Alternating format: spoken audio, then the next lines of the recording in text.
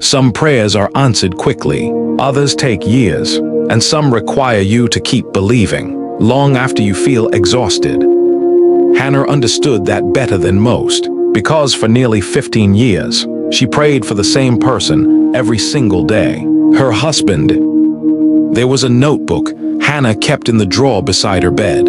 It wasn't expensive, the cover was worn, and several pages had begun to loosen with age. But inside that notebook were years of prayers written through seasons of hope, seasons of disappointment, and on nights when sleep refused to come. And on page after page, one name appeared more than any other: Daniel, her husband. Looking at Daniel now, most people would never have guessed there was a time when he loved God deeply. They would never have guessed there was a time when he never missed a church service. A time when he carried his Bible almost everywhere he went. A time when he woke up before sunrise, just to spend time in prayer. In fact, that was one of the first things Hannah noticed about him. Not his appearance, not his confidence, it was his love for God. Daniel spoke about the Lord with sincerity. His faith was real, the kind of faith that showed itself even when nobody was watching. And for a young woman who loved God, that mattered more than anything else. When they eventually married, Hannah truly believed she was building a life with a man who would always keep God at the center of it. And for a while, that seemed true. They prayed together, worshiped together, served in church together. Even during difficult seasons, they remained united. When money was tight, they prayed. When doors closed, they prayed. When life felt uncertain, they prayed. And somehow, those years became some of their happiest memories. Then life began changing, one season at a time. Daniel started a business, and at first, Hannah was excited for him. She had watched him work hard for years. Nobody deserved success more. And when opportunities started coming, she thanked God for every one of them. The business grew, more clients, more responsibilities, more travel, and more money than they had ever seen before. At first, nothing seemed wrong, but little by little, things began to change. Morning prayers became less consistent, and Bible reading became less frequent. Church attendance became occasional, then occasional became rare, and whenever Hannah mentioned it, Daniel always had an explanation. He was tired, busy, under pressure, trying to provide for his family, and Hannah understood, at least in the beginning. But as the months turned into years, she realized something deeper was happening. The man who once made time for God was now making excuses. The man who once depended on prayer was now depending entirely on himself. The change wasn't obvious to everyone else, but Hannah saw it because she was closest to him. And every night after Daniel fell asleep, she would kneel beside the bed and pray, "Lord, please bring him closer to you. Remind him of who he used to be. Help him find his way back." Then she would wipe away her tears and climb into bed. The next day she would do it again, and again, and again. Years passed, their children grew, and life continued, but Hannah never stopped praying. Sometimes she felt hopeful, sometimes she felt discouraged, sometimes she wondered if anything would ever change. But she kept praying, because love refuses to give up easily. Then one ordinary day, life came to a sudden stop. Daniel was involved in a serious car accident. The doctors later told him he was fortunate to be alive. For several weeks, he would remain in the hospital recovering. When Hannah first saw him lying in that bed, surrounded by machines and unable to do anything for himself, her heart broke. Not because she was angry, but because beneath all the disappointment, beneath all the years of watching him drift further away, she still loved him. She pulled a chair closer to his bed, gently took his hand, and sat there for a moment, looking at him, remembering the young man she had fallen in love with, the man who once woke up before sunrise to pray, the man who once carried his Bible everywhere he went, the man who once loved God with all his heart. Then she said, "Father, thank you for protecting him. Thank you because this accident could have been much worse. Lord, please heal him. Restore his strength. Restore his health. But more than anything, please bring him back to you. Remind him of the joy he once had in your presence. Remind him of the peace he once found in prayer. Help him remember that you have never stopped loving him."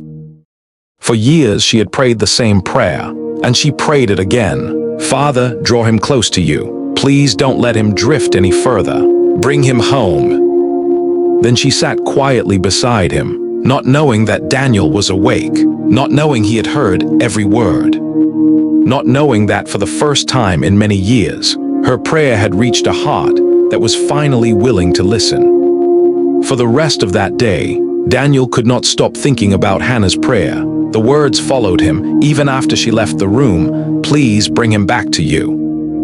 Years ago, those words would not have meant much, but lying in a hospital bed with nothing to distract him, they felt impossible to ignore. For the first time in a long time, Daniel began thinking about the life he had been living. The success, the money, the long hours, the excuses. All the things that had slowly replaced the place God once occupied in his heart. When he was finally discharged from the hospital, Daniel remained at home for weeks recovering. The business could survive without him, the meetings continued without him, and the calls stopped coming as often as he expected. One afternoon, while looking through a drawer, he found an old Bible, the same Bible he had carried almost everywhere when he was younger. The cover was worn, several pages were marked. For a long moment, he simply stared at it. Then he opened it. His eyes fell on a verse he had highlighted years earlier. James 4 verse 8, "Draw near to God, and I will draw near to you." Daniel read it again, and again. Something about those words stayed with him, not because they were new, but because he remembered a time when he had actually lived them. A time when prayer wasn't a last resort. A time when God wasn't an afterthought. A time when his faith had been real. That evening, after everyone else had gone to bed, Daniel sat alone in the living room. The Bible rested on his lap. For several minutes he said nothing. He wasn't sure how to begin. It had been years. He knelt down and prayed. "God," the word felt unfamiliar. "I don't even know what to say. I don't even know how to pray anymore. I've spent years doing things my own way. I've ignored you. I've pushed you away, and somehow I convinced myself I didn't need you. I was wrong. Please forgive me. I don't know how to fix everything. I don't know how to undo the mistakes I've made. Please help me come back." The prayer lasted only a few minutes, but it was the most honest prayer Daniel had prayed in years. And when he lifted his head, something felt different. For the first time in a very long time, he felt peace, not because all his problems were solved, but because he had finally stopped running. The next morning, Hannah found him sitting at the kitchen table. His Bible was open. At first, she thought she was imagining it. Daniel noticed her standing there. For a moment, neither of them spoke. Then he looked down at the Bible and said, "I started reading again." Hannah felt tears fill her eyes, not because everything was suddenly fixed, but because after nearly 15 years of prayer, she was finally seeing the answer begin. The restoration of their marriage did not happen overnight. Trust had to be rebuilt. Old wounds had to heal. But day by day, Daniel continued drawing closer to God. And little by little, the man Hannah remembered began to return. Months later, the family sat together in church, Daniel beside Hannah, their children between them. As worship filled the room, Hannah glanced toward her husband. His eyes were closed, his hands were lifted in prayer. And for a moment, she remembered every late-night prayer, every tear, every season of waiting, every moment she had been tempted to give up.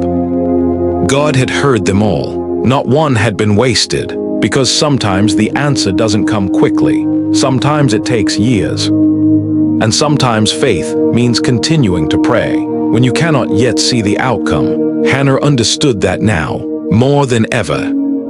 As she reached for Daniel's hand, she silently thanked God, the same God who had carried her through 15 years of waiting, and who had proven, once again, that no one is ever too far away to find their way back home. If you're praying for someone today, a husband, a wife, a child, a friend, don't lose heart. Keep praying, keep trusting, keep believing. Because no one is beyond the reach of God's grace, and no prayer offered in faith is ever wasted.